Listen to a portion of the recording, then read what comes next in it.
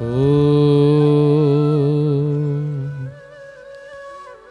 हरि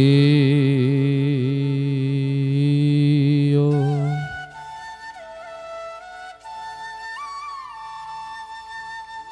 नीलाम्बुजक्षामलकोमलाङ्गं सीतासमारोपितवामभागं पाण्डो महासाययगचारुचापं नमामि रामं रघुवंशनाथम। बोलो बाल कृष्ण लाल की जय, पुरुषोत्तम मास की जय। सभी धर्म प्रेमियों को हृदय से जय श्री कृष्णा। आज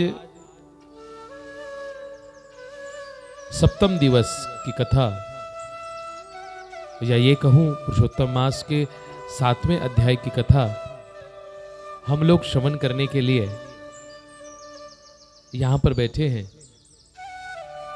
बहुत ही पावन पुनीत ये मास। अब तक हमने कथा सुनी, मल मास जो है वो विष्णु जी के पास जाता है, अपनी स्थिति ठाकुर जी के श्री चरणों में अर्पित करता है, अपना दुख ठाकुर जी को बताता है। ठाकुर जी श्रीमन लक्ष्मी नारायण भगवान विष्णु जी उसका हाथ पकड़कर गोकुल में, गोलोक में भगवान कृष्ण के पास लेकर जाते हैं उसको। भगवान कृष्ण से मलमास की व्यथा जो है वो भगवान विष्णु द्वारा बताई जाती है। यहां तक की कथा जो है वो हमने सुनी। आज भगवान विष्णु मलमास की सारी व्यथा जो है वो भगवान कृष्ण को सुना रहे हैं। भगवान कृष्ण सुनते हैं और बड़ी करुणा में नजर से मलमास को देखते हैं। मलमास की दयनीय स्थिति और भगवान की शरण में आया हुआ जानकर भगवान उसको अपने हृदय से लगाते हैं, क्योंकि भगवान शरणागत वत्सल है। जो शरण में आ जाता है भगवान उसको प्रेम से अपने हृदय से लगा लेते हैं।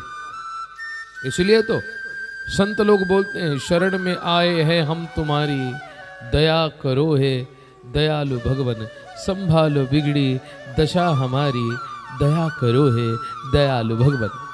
जो तुम पिता हो तो हम हैं बालक, जो तुम हो ठाकुर तो हम पुजारी, शरण में आए हैं हम तुम्हारी, शरण में आए हैं हम तुम्हारी। ये भाव होना चाहिए। आज एक निष्काम भाव मलमास का। निष्काम क्या है? भगवान मुझे अपनी शरण में ले लो, क्योंकि ये सकल समाज जो है वो मुझे मलमास बोलता है। मलमेने आप समझते ही होंगे। अच्छे अच्छे विद्वान मुझे त्याग देते हैं। ऐसी करुणामय स्थिति में भगवान के श्री चरणों में मलमास आज बैठा हुआ है। भगवान विष्णु जी ने मलमास का हाथ पकड़ा हुआ है। भगवान कृष्ण सामने हैं।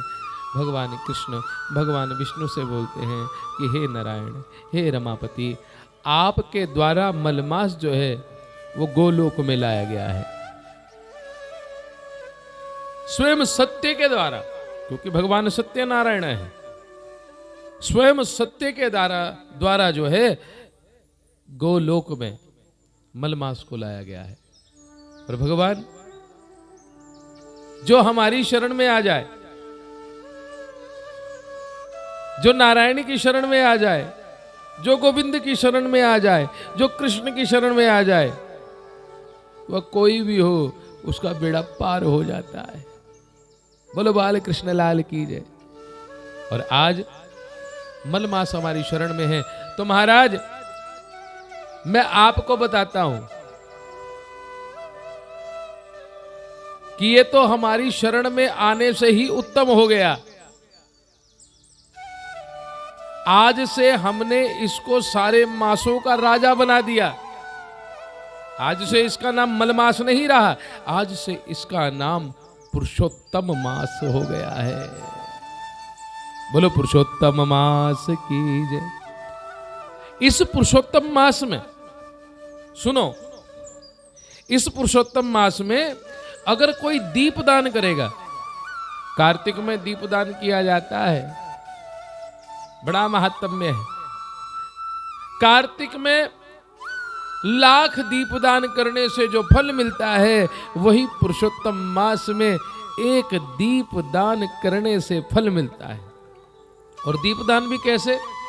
सूखी हुई तुलसा जी की लकड़ी, उस सूखी हुई लकड़ी पर रुई लगाकर, उस रुई को जो है देसी घी में भिगोकर, शुद्ध घी में भिगोकर उसका दीपदान करें। और इस पुरुषोत्तम मास में जो एक बारी भगवान का नाम लेगा, भगवान कृष्ण स्वयं भगवान विष्णु से बता रहे हैं, इस पुरुषोत्तम मास में एक बारी जो भगवान का नाम लेगा, श्री कृष्ण गोविंद हरे मुरारे, हे नाथ नारायण वासुदेवा, कोई भी महामंत्र लेगा जो गुरु द्वारा प्रदित हो, उस महामंत्र का नाम उच्चारण करेगा, राधा बोलेगा, कृष्ण बोलेगा, ओम नमो भगवते वासुदेवाय बोलेगा, राम बोलेगा, शंकर बोलेगा, एक बारी नाम लिया हुआ महाराज असंख्य हो जाएगा। उसका फल जो है वो अक्षय हो जाएगा। मैं आज वरदान देता हूं, पुरुषोत्तम मास में किया गया दान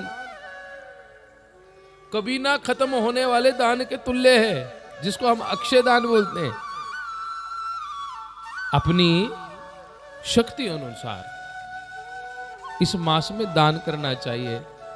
दान का बड़ा महात्म्य है। अन्नदान हो, द्रव्य दान हो, वस्त्र दान हो, गौ दान हो, भूमि दान हो, दीपदान की महिमा तो मैं आपसे बता ही चुका हूं। इसके अलावा गंगा स्नान, जमुना जी का स्नान, त्रिवेणी स्नान, आहा, किसी भी तीर्थ के दर्शन बड़े पुण्यशाली है। घर में करवाया गया कीर्तन, घर में करवाया गया जाप, ये सभी महापुण्य जो है वो देने वाले हैं। निष्काम भाव से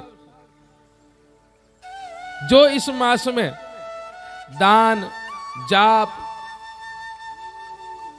ये सारे कृत्य जो करेगा वो महाराज अक्षय हो जाएंगे।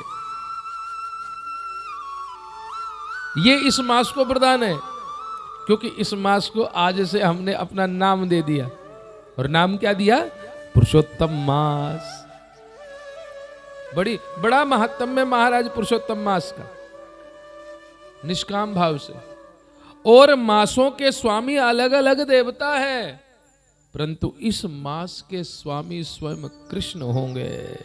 बोलो बाल कृष्ण लाल की जय। हर मास के स्वामी होते हैं, पर ये अधिक मास के पुरुषोत्तम मास के स्वामी जो हैं वो स्वयं भगवान कृष्ण है।